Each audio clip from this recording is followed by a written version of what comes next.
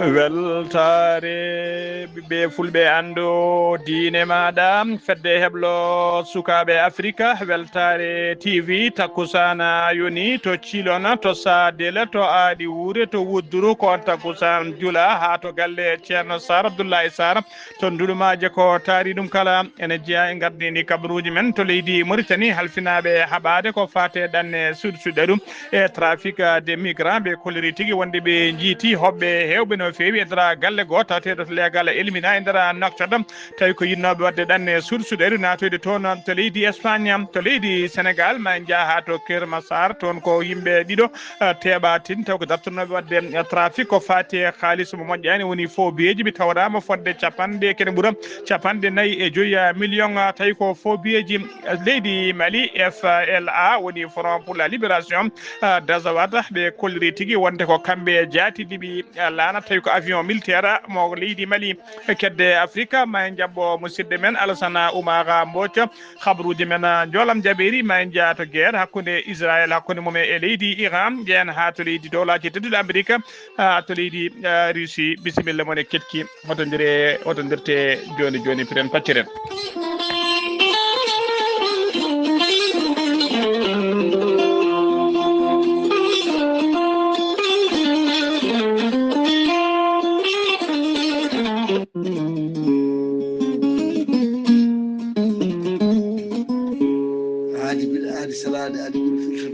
salade aadi ɓuuri firtude aadi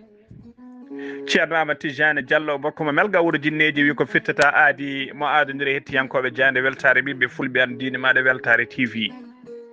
gorko mo melga wuuro jinneji ko wittiyanke leɗɗe ko safriyanke safruji fina tawa gando binde laaɓaɗo leɗɗe jaadinde ɓalawale danawal kala ceerno Amadou Tidiane Diallo Allah lubrimo gandal omo safra rafiji kewɗi ɗi jiiɗa ciirol ceerno Amadou Tidiane Diallo gorko mo melga wuuro jinneji dendagal rafi mbawɗa wondude so tawi kay kanko je rafi o ɗon maldata ko balɗe tati ceerta hen ha laaɓa mbiya alhamdulillahi rabbil alamina gorko mo melga wuuro jinneji ene yawnan ɓen wonduɓe e koyɗe musoje keeceje musoje ɓalli ƴakkoji ɓalli ɓuutoji e koyɗe musoje kala gorko mo melga wuuro jinneji ene yawnan ɓen wonduɓe e prostate fiɗaɓe ustaraɓe gorago e yawɓe yitade koye mumen kala ceerno Amadou Tidiane Diallo ko fate leɗɗe gorago mo jogui leɗɗe e façon ngaji ɗiɗi hen façon goto wiyete ko meeɗi moosa fanno goɗɗo wiyete ko yeddi ƴeewa gorko mo melga wuuro jinneji ene yawnani ɓen wonduɓe estomac e wittoji makko mo yiiti leɗɗe estomac so tawi a ƴetti ɗum balɗe tati ceerta ha laaɓa mbatta ñamde yedde kala ko jiɗɗa ceerno Amadou Tidiane Diallo gorko mo melga wuuro jinneji omo tawe oɗo saaha to Nouakchott lamorgo leydi Mauritanie kala jiɗɗo jokkodirde makko mbatta ko 46 94 21 91 ko numéro makko leydi Mauritanie appel ene waɗi kadi numéro WhatsApp walla dendagal kilineɓe makko e sehilaɓe makko tawatanoɓe toon to dongre Europe e numéro makko leydi France ene golla ha no hannirta ni to banggue WhatsApp mbatta ko 00336 04 04 66 27 gorko mo melga wuuro jinneji base makko ne tawe to Dakar en tawi ɗon miñi kono wiye ceerno Abdoulaye Diallo numéro mum 77 714 94 15 ceerno Amadou Tidiane Diallo base makko ne tawe to Dagana ha to Rosso Mauritanie kala en tawi ɗon sehil makko ɓi nene makko ceerno Amadou Dia gorko mo leeraɓe numéro mum téléphone mbatta ko 77 537 79 28 ceerno Amadou Tidiane Diallo ko laabɗo reedu ceerno Amadou Tidiane Diallo ko malaɗo woni mbadden dando faade makko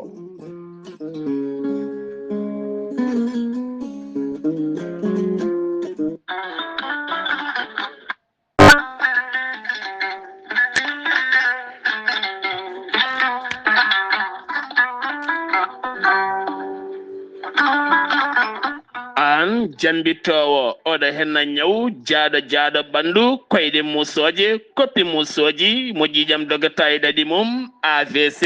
cardiaque tension diabète walla ni an donkuɗo foccade puƴiɗo donkuɗo jokkoyde enɗam ni juma ni jama e nokkuji goɗɗi kala jokkodire gorel te joni mbiya alhamdulillah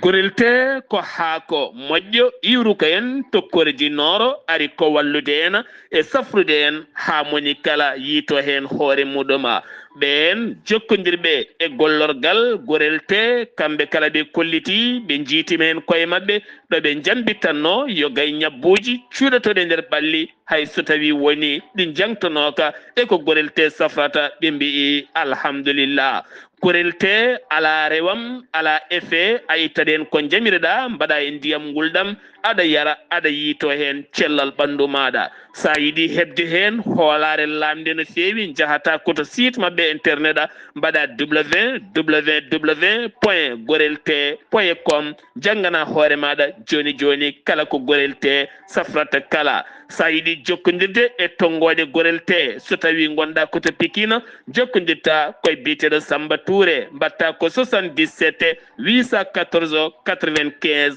15 walla so tawi koto marché aslem gonda jokkondirta koye Oumar Gueye 77 640 37 88 so tawi noon gonda koto Guijilon walla Agnam jokkondirta koye Mam Diayel Sy mbatta ko 77 979 76 38 so tawi gonda koto Kanel e ko taari ɗum kala jokkondirta koye Aissata Abdoulaye Dioba mbatta ko 77 169 31 65 so tawi gonda koto Ranérou Ferlo e ko taari ɗum kala jokkondirta koye Ceerno Abou Diallo mbatta ko 77 544 00 34 so tawi noon gonda koto leydi France jokkondirta koye Harouna Ngayda 06 50 99 64 43 musidɓe tedduɓe gorelte ari e men addani men tan ko jamma.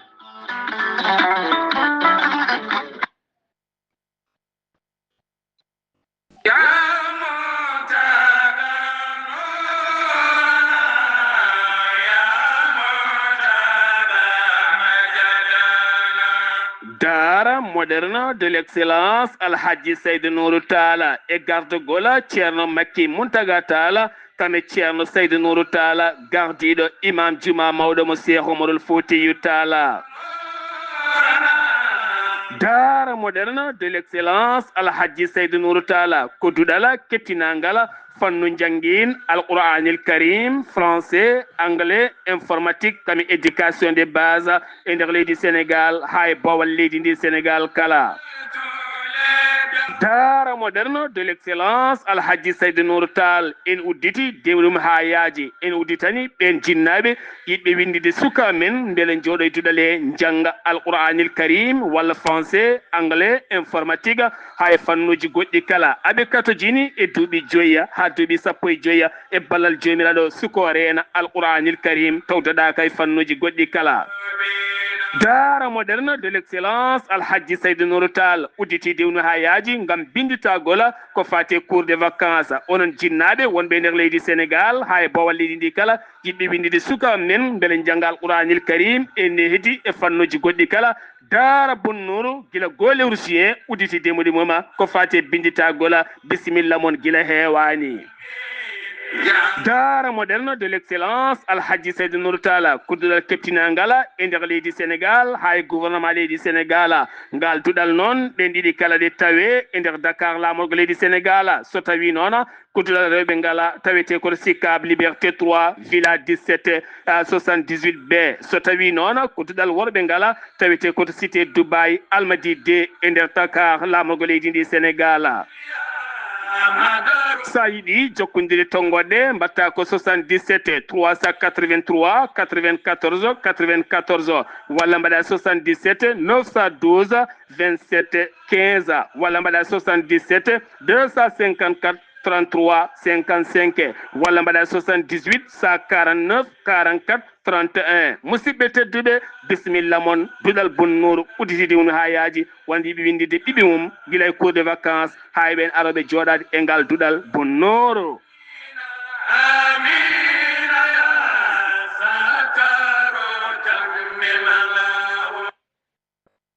Kettode kaburuji mon e demgal pula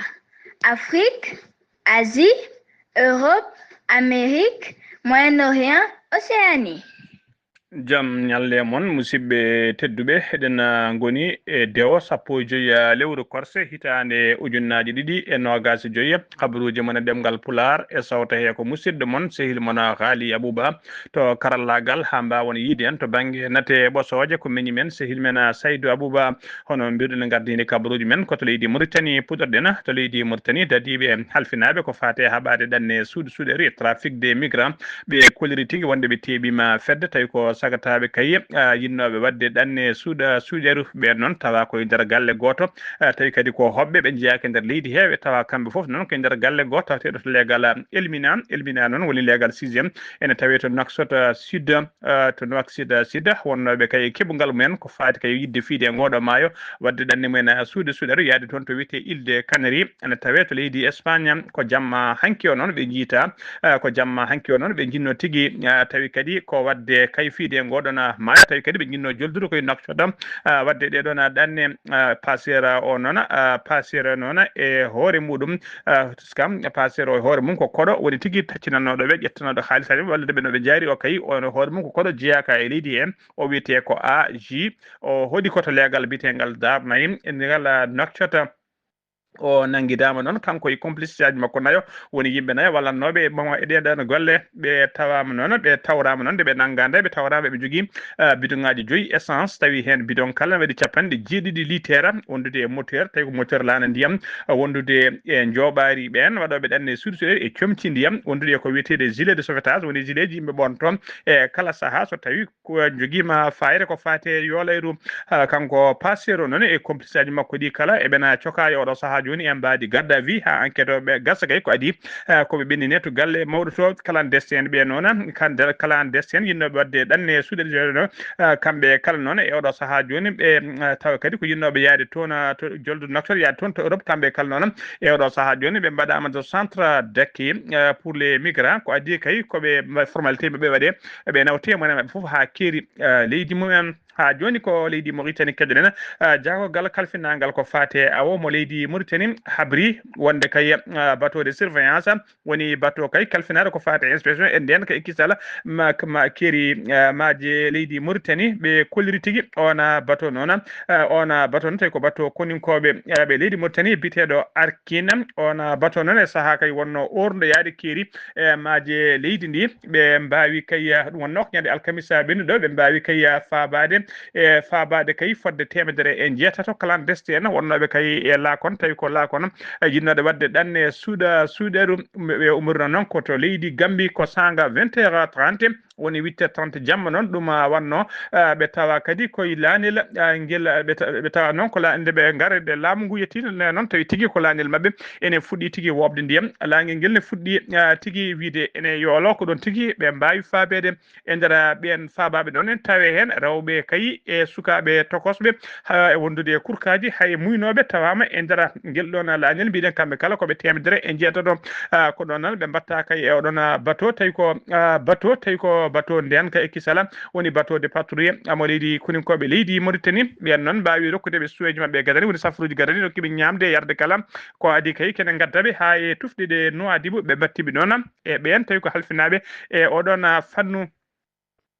ko leydi Mauritanie ha joni keddoɗen laamu leydi Mauritanie tawi koye ɗemgal jagogal kalfinagal ko fati gueɗe caggal leydi jokkodiral leyɗele Salima Moulver Zoga ɓe mbaɗi ɓataki mabɓe tigui walla duwawuji mabɓe condoléance fade kay e laamu leydi ende e fade ɓesgu leydi ende kala ko fate accident plana ndiwo kam wanno ko toon to leydi ende ha tigui waɗi yimɓe kala mbasi hen pittali men jolnoɓe lanaka kala ko neɗɗo goto kay wonimo Allah faabi hen dow donc noon laamu leydi Mauritanie dow noon leydi laamu ende e dendagal ɓesgu leydi ende kala e oɗo tana baɗɗo toon ha joni ko leydi Mauritanie keddoɗen laana naye ɓika woni 4e vol gartirka ɓen hajjiyankoɓe leydi Mauritanie juurima to bowallade diwoje Tumsi Nouakchott ɗum ko aset hanki o ko aseeda hanki o noon ka ari tawi kadi ka jolluno temedde nayo e nogas hajjiyankoɓe Mauritanie kamɓe noon ɓe nde ɓe tawi tigui ari jaɓɓadeɓe to bowallade diwoje to hono kolaɗo kuuɓal to ministére des affaires islamiques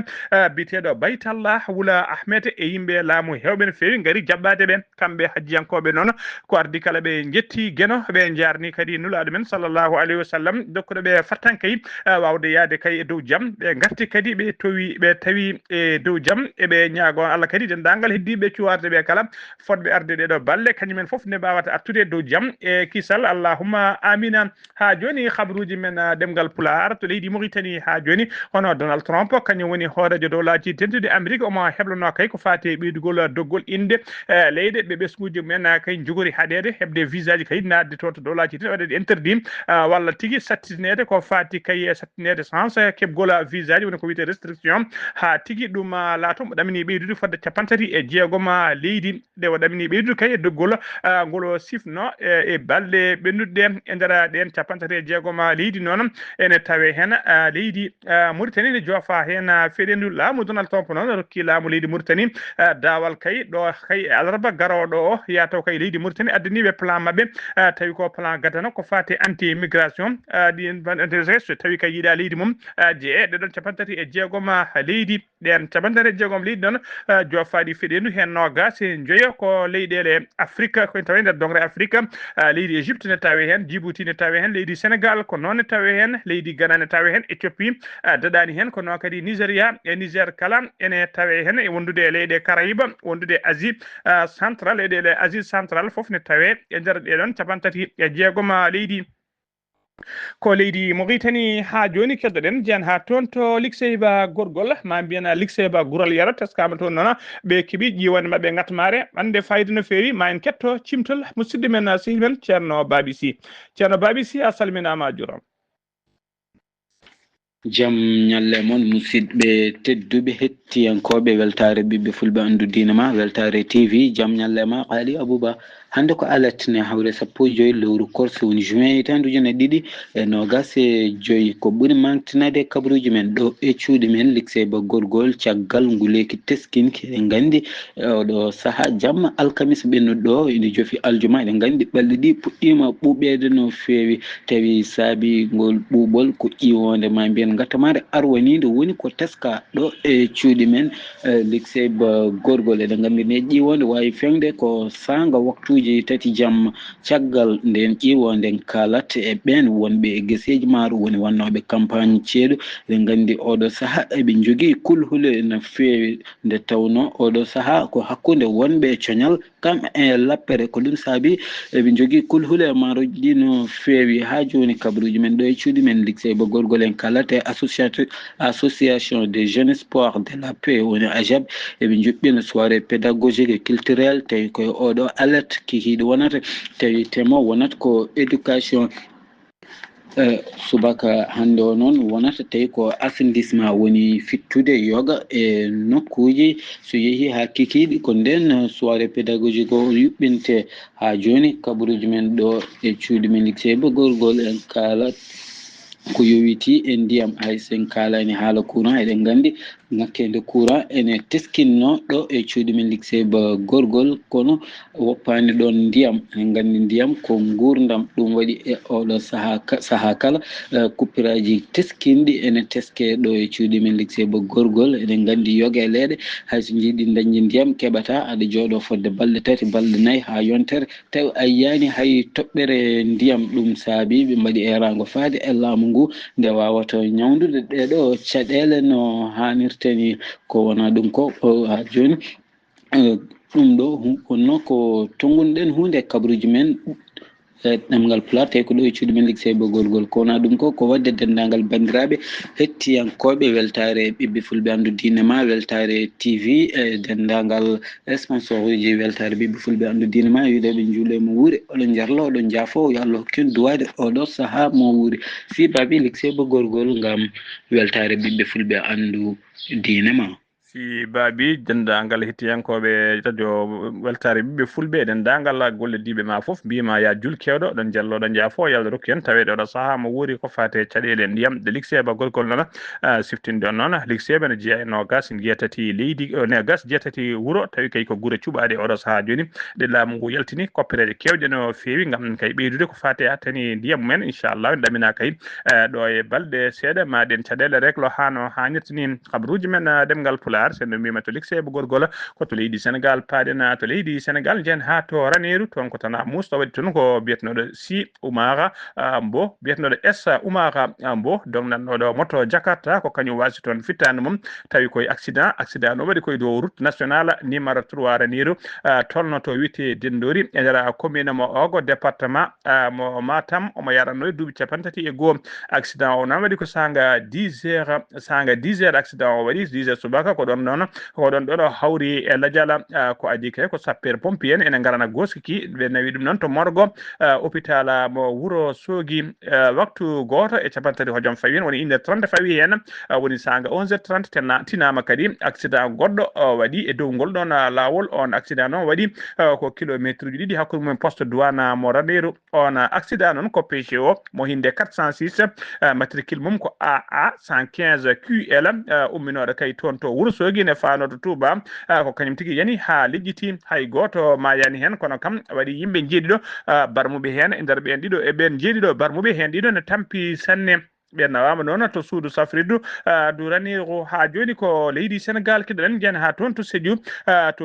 noon san Samba ko wuuro tawatengo e nder falde Sédhiou toonne ko tana musɗo waɗi toon ko biyetenoɗo Idrissa Diédhiou suka tokoso mo duuɓi 14 jibina saabu kayo jibina ko hitande ujunnaje ɗiɗi e 11 woni 2011 ko ndeno jibino kanko wasi toon fittade makko koye sehilaɓe makko noon o yaaduno ɓoggoyde firwiji tawi ko firwiji sobat woni firwiji ladde ko toon tigui ƴiwonde tawiɓe toon sanga 16 heures ko nden noon ƴamguel ƴiwonde yooɓi toon fittade makko sehilaɓe makko ɓe noon kañumen gartiri wulago ngo to wuuro ko ɗon koninkoɓe faabo woni sapeur pompier en e gendarmerie mbawi nottade hen mbaɗi constat mabɓe gadano kay ko ɗon sapeur pompier en gartiri goski to hôpital régional to Amadou Tijane Ba mo Sédhiou ha joni ko leydi Sénégal keɗoɗen e ɗin tanaji keɗoɗen ha joni to place mo Mermoz woni tufde Mermoz e nder Dakar toon ko militaire goto suka tokoso militaire mo duuɓi nogas e goho gollotonoɗo to bataillon de terrain biyetenoɗo Emma Diop kañum tigui yooli toon ñande aset hanki o ko hen wasi fittandu makko koto leydi Sénégal ha joni keɗoɗen jen ha to Mbour caɗele ina jokki kay ko fati Mbour caɗele kay caɗele ne jokki nder Mbour aseta hanki o sappo joyi lewru juin ko wargo kadi hesso woni ko teska toon to Mbour to leggal bitegal leggal Espagne wargo ngo noon yalti koye nder match fugu koyngel woni nder match fugu koyngel ko hen tigui wargo yalti baraɗo wara toon noon ko suka almudo Qur'ana mo duuɓi 16 biyetenoɗo Mohamed Ndiaye ko laaɓi tigui o fiya barɗomo o noon e wiye Ibou Niang ne jaara duuɓi 14 o nawama noon oɗo sawdu noon wargo ngo noon ɗum waɗi ko sanga 18h45 nden kanko Mohamed Ndiaye o fiyama laaɓi ko sapeur pompier en kañumen tigui garnimo ɗon nayimo tigui taw haɓay wonki nayimo to hôpital nayimo to hôpital kay beele mo wawa safroyede ɗon kay ko adi ko waktuji seeɗa o waɗi toon o wasi fittade makko kanko Iba Niang barɗo hoore noon caggal ɗum tini ko barɗo hoore ko ɗon tigui o dogui o naate soyne kono ɓooyani o wiya teeb e oɗo saaha joni mo tawe e juuɗe dadiɓe e tigui omona nangga toon to Mbour ha joni ko leydi Sénégal keɗoɗen to yembel Keur Massar toonne police nationale ne jokki kay darde mum haɓade ko fate gueɗe ndewani lawol koye ndina mbadi noon police ji ɓe commissariat d'arrondissement mo yembel comico ɓe kolliriɓe teɓima toon sagataɓe ɗiɗo ɓen sagataɓe ɗiɗo noon dartonoɓe wadde ko fo wiyete faux billet woni halisaji ɗi moƴƴani halfaji moƴƴani police ɗi noon tawi tigui ko coffre fort goto e nder salon tawi ko immeuble moɓe koɗi o ene wi dak tawi ko faux billet ji ɓe tawi e nder oɗon coffre fort ujunere temedere capantati billet tawi hen billet kala ko 10 000 francs woni ujunnaje ɗiɗi francs CFA e ɗum hawra 11 300 000 francs CFA ɓe tawi toon kadi 500 e sappo e jeeɗiɗi billet tawi billet hen kala ko 100 euros e ɗum hawra capantati 33 millions 863 1500 francs CFA fof so renti ene hawra 45 millions 165 mille 500 francs ko ɗum tigui woni koɓe tawi toon woni tigui 46 millions ngakkude seeɗa tawi foof ko faux billet ji ko ɓuuri hen hewde noon ko halisaji tawi kadi ko ɓuuri hen hewde ko halisaji ɓalleji woni faux billet ji noir ɗi cuwa taw lawƴede ɓe tawrama kadi téléphone aji kewji no fewi portable uji ɗiɓe kutortono e kala saaha ɓe tawrama kadi e gueɗe goɗɗe wadde kay enquête o noon na jokki ha joni beele kay réseau kala ene wawa yitede senumima to leydi Sénégal ko to leydi Mali paadena to leydi Mali jam fuɗɗima kay artude deyre fuɗɗima artude toon to rewo Mali caggal kay ne garmi garaji muusi o taweteno toon oɗo saaha kala tawi ko hakkude ɓeɗo witeɓe FLNA force de libération de l'Azawad ɓe mbaddanno kay hakkude mabɓe kuninkoɓe leydi Mali faama wondude golle ɗi mum witeɓe Africa Corps tawi ko lomtiɓe oɗo saaha joni Wagner en kamɓe rebelle en ɓe noon FLNA ɓe kolliri tigui wonde ɓe kolliri tigui FLNA holiri wonde ko kamɓe bombardi laana avion militaire tawi ko avion militaire Mali tawi kadi kan laana ene yakora wonno hen ko ɓeene witeɓe tigui Africa Corps woni ex Wagner en kañumen ɗiɗo gonno e kaɗon laana tawi kadi ko laana watka kay atterrissage forcé walla janka e nder cangol di fleuve Gao ha noon armée o noon hollirino wonde kay yendinno kan laana eɓe cikki saabiɗo ɗum ko wite condition météorologique kono FLNA koko yeddi ɗum ha suuri ladde ɓe kolliri tigui kamɓe pelli laana ka ko ɗum saabi laana ka wawi tigui wadde accident ɓe kolliri noon hollirama noon vidéo ji kewɗi carima e nder réseaux sociaux ji hollirde kay kaɗon laana nde ka yanata tawi kadi ko ruppiri jeygue hollirde kadi ɓeena wiyeteɓe tigui Africa Corps ene dari kay gam sécuriser e tawi hollire kadi wonde awannoɓe e civil en awannoɓe gona maayo ene ballaɓe kay hoccude ko fate débris kaɗon laana on vidéo noon sarima no fewi e nder réseaux sociaux ji ha joni ko leydi Mali kedoɗen jen ha to Kulikoro noon ko biyetenoɗo Bourlaye Traoré kañum wonno chef de division finance à la comptabilité de la Comanave ko kañum Kulikoro ko kañum wanno toon accident guila alarba ɓennuɗo 1 lewru juin 2025 ko ñalawma hande o noon keɓɗen oɗon habaru accident o noon ko accident moto ko moto makko wonno mo doga dogdu fakid no fewi ko ɗon o felmi camion tawi ko camion ben darinoɗo e sara goudron ko ɗon tigui o felmi on camion e ɗum noon tawi koye axe Souban faade lycée Pi 12 mo Kulikoro Allah choko bonde noon ko ɗon e ɗon o wasi fittade makko heɓani ni nawede hayto docteur eɓe ko ɗon e ɗon o wasi fittade makko kanko Bourlaye Traoré noon teskama tigui ko neɗɗo korsunoɗo jiɗanoɗo no fewi e nder Kulikoro kala ha tengti noon e toon to gollotono to wiyete Comanave mo Kulikoro ɓe mbiya tan nde Allah yurmo tomo yafomo harnamal janna kanko e dendagal ma eɓe julɓe kala allahumma amina habaruji men ɗemgal Pulaar kedde Afrique jabɓoɗen ko musidɗo men sehil men Alassane Oumar Mbodja a salminama.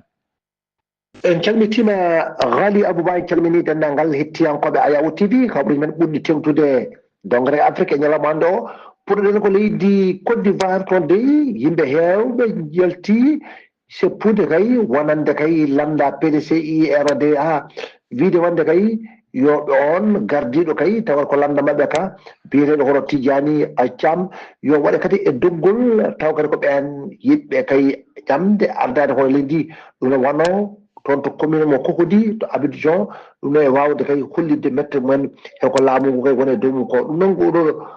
landa taw landa lulɗo ɗum noon ene wayno de holli dole mum foof gam kay wiide wonde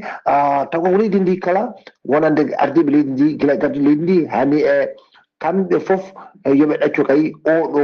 wawa kay jeeyede ɓen yimɓe ƴamde ardade leydi ndi ɗo ko Madagascar to nde no wayno oɗo saaha ɓe goni koye caɗele laana kay mawka koko yuwi toon to jogo Suarez e nder banggue rewo leydi ndi emi jogui hen kulkuli no fewi gam kay taaride mabɓe hade bonde kay nde tawno wonde kaɗo laana guila kay ñande alatare ɓennuɗo nde ko nden tigui ka suggi toon ene wayno doy koko paani ɗum waɗi ɗiɓe noon e oɗo saaha wiide kay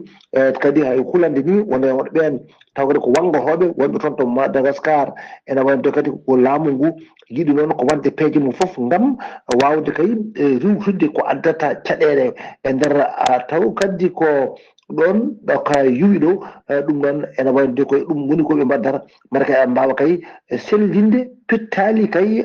taw kadi ko jibinande wonde ɗon nde toon to Ghana sappo e ɗiɗo ɓe martaba towɓe ko fate administration on mennoɗo ardade taw ko leydi ndi biyete hono